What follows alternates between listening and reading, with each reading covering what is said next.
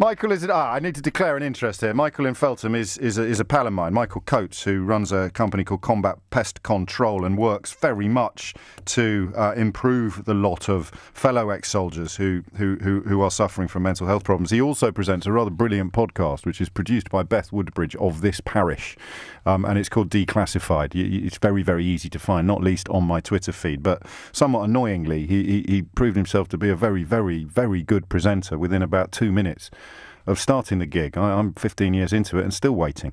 Michael, what made you pick up the phone today? Oh, interesting topic, and especially with the open consultation that's come out today by the government. Well, I'm a former firefighter, I'm a former soldier, so I've got a kind of foot in both camps. I'm not surprised we're friends. Yeah, yeah. If you look at, I'll be real specific. If we look at the Iraq-Afghan generation, which is my generation, and I'm not discrediting anyone else who's there, but just look at this generation. We've had, let's say, 15 years of quite intense war fighting. And in that 15 years of intense war fighting, we've seen a lot of trauma. Some would call it mass trauma. So we twin that with the PTSD and then with housing. When people leave, like the last caller said, they could be away from their family location or where they've been brought up, or they're going into a new area where they may not have access to housing. So to face no disadvantage is great.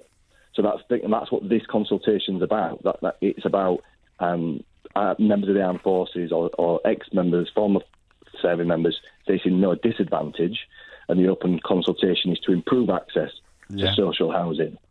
PTSD-wise with housing, if you look at what PTSD actually is and understand it, and it's the understanding of post-traumatic stress disorder which can throw people. So PTSD is a memory problem caused quite often by trauma or a traumatic experience. It doesn't have to be on the battlefield. It can be in a car crash, and in our emergency services case can be out doing their day-to-day job. But mass trauma, like the guys and girls faced in Iraq and Afghanistan, can really draw this out. When leaving, the mind can calm down, and then those thoughts, those memories can then start resurfacing, which is what we're seeing again and again and again, especially now the conflicts are ending. And we've still got people out there, but the war fighting's ending.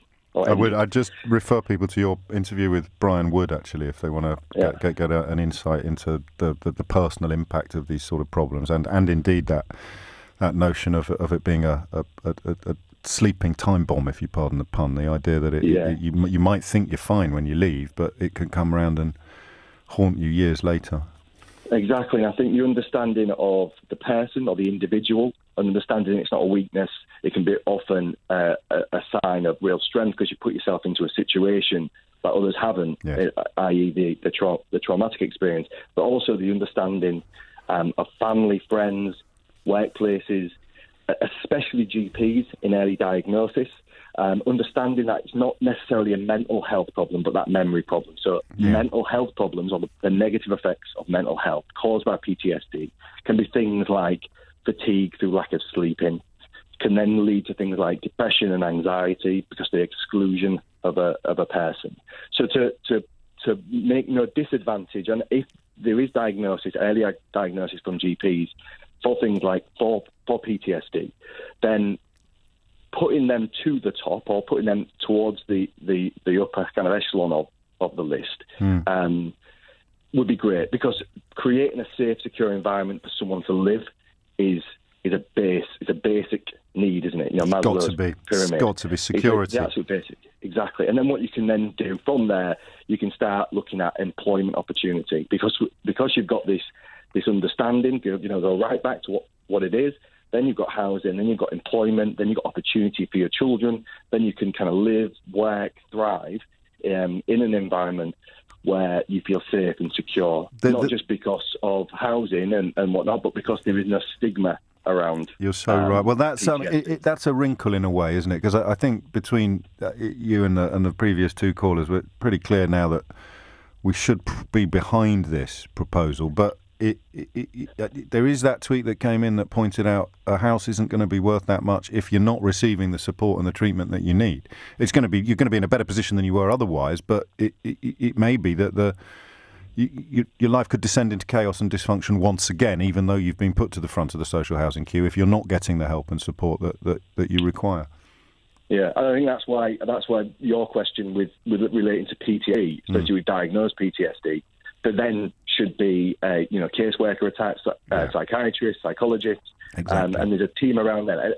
And unlike, the armed forces get a lot of help. There's a lot of help and support out there. I'll tweet some stuff after this as well. But combat stress is one. PTSD resolution is another. Just getting out and speaking about it.